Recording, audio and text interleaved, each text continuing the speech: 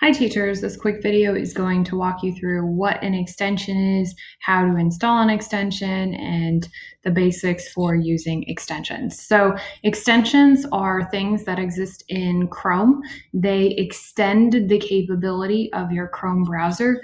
There are extensions that do exist for Firefox, although the options are much more limited. Extensions do not exist on mobile devices. So extensions, when you load them, they will come up in the upper right-hand corner of Chrome. You want to ensure that you are not only signed into Chrome, but that your sync is on. This is really important because that will keep all of your extensions pulled through on your profile. So while it will let you install extensions when you're not signed in, when you get signed in, it'll create some issues.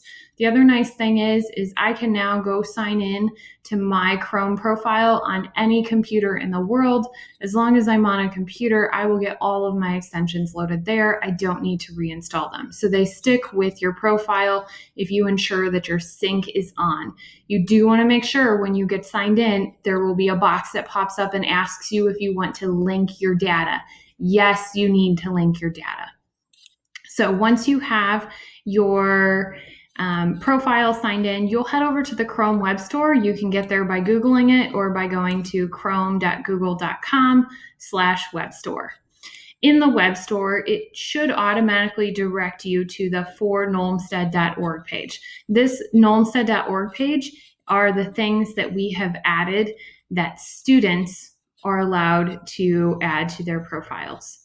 So these things here, any student can use. Teachers have access to the full store. Part of the reason that we don't leave the full store open to students is it is an open store. So there's lots of not great things in the Chrome Web Store as well. When you're searching for things in the Chrome Web Store, a couple things to keep in mind is make sure that you pay attention to some of the reviews.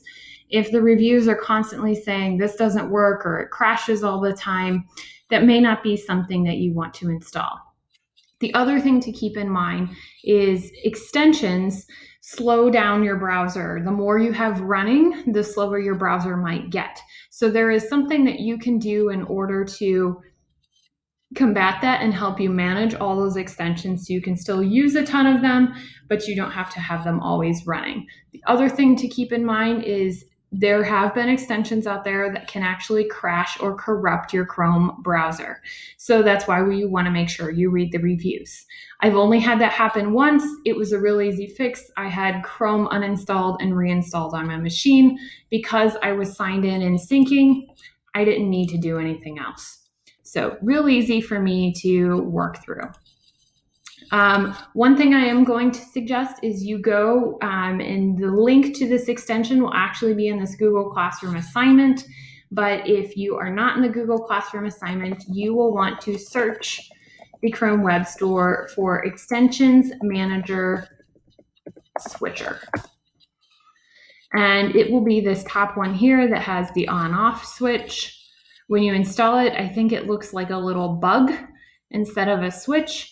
But this extensions manager will allow you to quickly turn off extensions you are not using so you don't have too many things running in your browser. So if I click this extensions manager up here and select extensions, I can go through and I can turn off certain things in the extensions manager. Looking for what else I don't like to keep on all the time.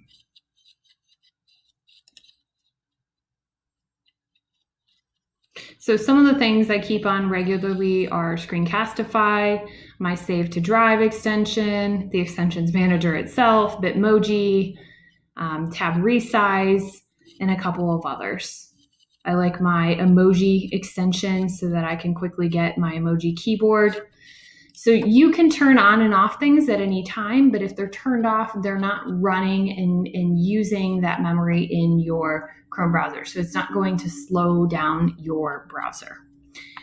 From there, you can search Chrome Web Store for whatever you need, and you simply have to click Add to Chrome in order to get that extension. If you have questions about whether or not extensions are safe to install, you can always send Leah an email or put in a help desk ticket and we can check into it. But for the most part, you should be okay as long as you're sticking within the educational realm.